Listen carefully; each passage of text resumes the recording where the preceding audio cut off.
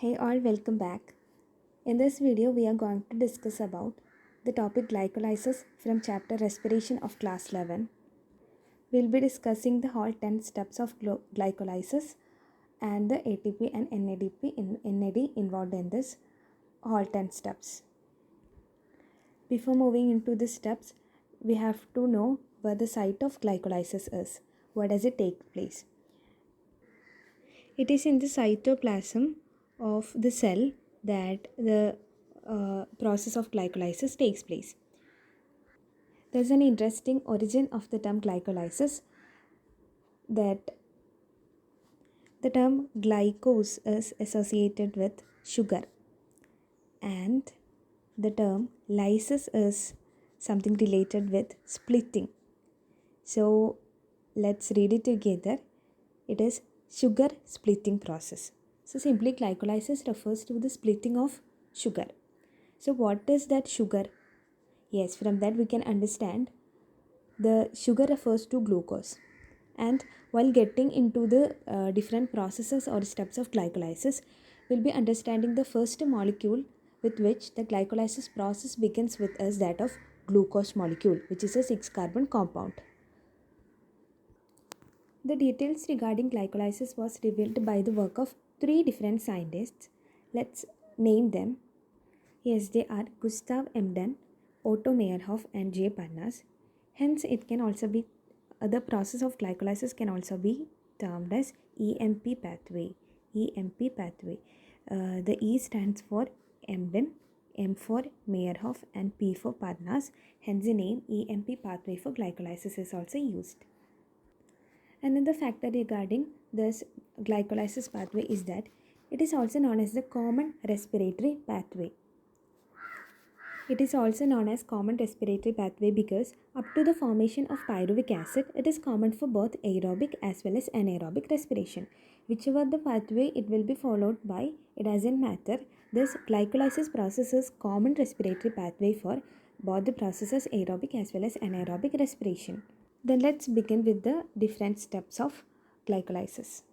We had already studied that the whole process glycolysis starts with the molecule glucose. So glucose is the first molecule that is involved in the process of glycolysis.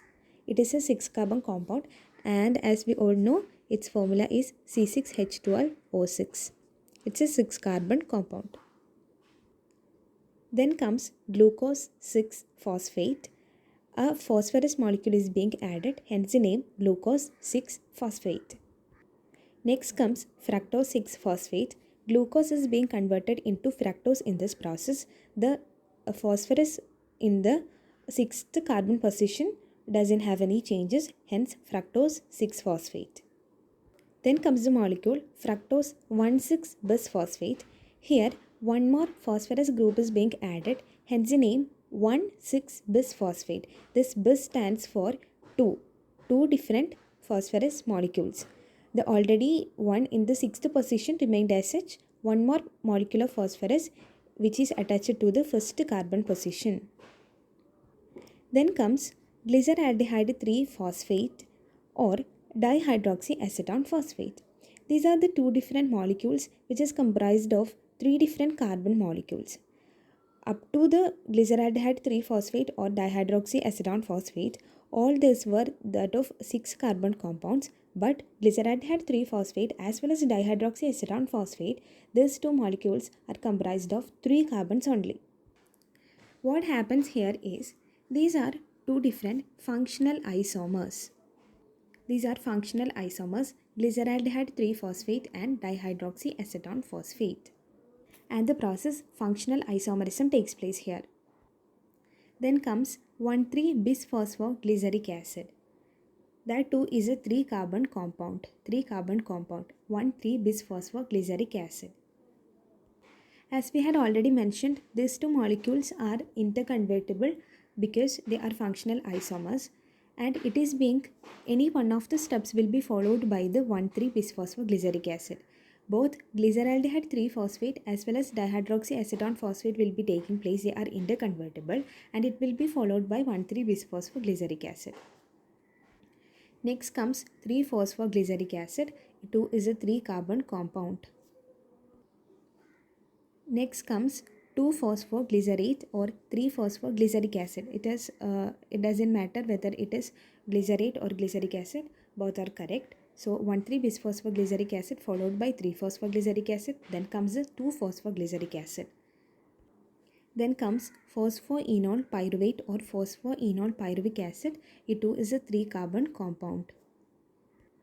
Then comes pyruvic acid. It too is a 3-carbon compound. So let's say it together. First one, the whole process starts with glucose molecule, which is a 6-carbon compound. Next comes glucose 6-phosphate, which too is a 6-carbon compound. Next comes fructose 6-phosphate, then fructose 1,6-bisphosphate, glyceraldehyde 3-phosphate or dihydroxyacetone phosphate. From here onwards, the process goes on to 3-carbon molecules. Next comes 1,3-bisphosphoglyceric acid. Next comes 3-phosphoglyceric acid. Next comes 2-phosphoglyceric acid or 2-phosphoglycerate. Next comes phosphoenol pyruvate, and finally the pyruvic acid. And this pyruvic acid is the key product of the whole process glycolysis or EMP pathway. Next, let's discuss about the ATP and NADP involved in the whole processes. Only few are mentioned in the NCERT. We'll be discussing according to that.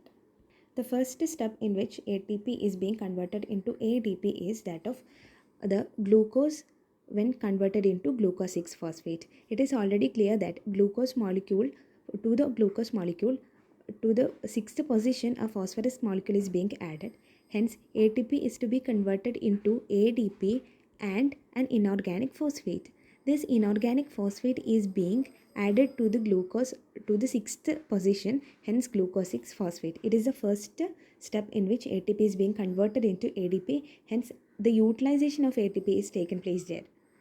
The next step in which ATP is being converted into ADP or ATP utilization takes place is that of when fructose is being converted into fructose 1,6-bisphosphate. It is clear from the name of the molecules because fructose 6-phosphate is being converted into fructose 1,6-bisphosphate. Then comes the molecule NAD. NAD is being converted into NADH2.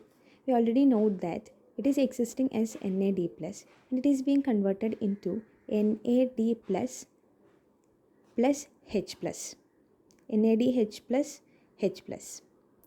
So it is being converted into NADH2. Okay, it can be expressed in both ways, NADH2. Okay, so it is when glyceraldehyde 3-phosphate, either glyceraldehyde 3-phosphate is being converted into 1,3-bisphosphoglyceric acid or when dihydroxyacetone phosphate is being converted into 1,3-bisphosphoglyceric acid. The next comes the production of ATP, that is ADP is being converted into ATP with a combination with an inorganic phosphate. It is being converted into ATP. The step in which it takes place is when 1,3-bisphosphoglyceric acid is being converted into 3-phosphoglyceric acid, because here it is already clear that 1,3-bisphosphoglyceric acid, there were 2 phosphorus groups attached to the glyceric acid. It is converting into 3-phosphoglyceric acid. Hence, the removal of phosphorus from first position is understood from the names of the molecule itself. Hence, an ADP is being converted into ATP. Then the last step in which ADP is being converted into ATP or ATP production takes place is that of our last step, that is when phosphoenol pyruvate is being converted into pyruvic acid. Phosphoenol pyruvate, then this phosphorus group is being released and it is being combined with ADP and it is being converted into ATP. Hence the molecule pyruvic acid is formed. It is the last step. These are the whole steps involved in the process of glycolysis and the ATP and NADP which are being referred in NCERT textbook. So that's all for this video. Thank you.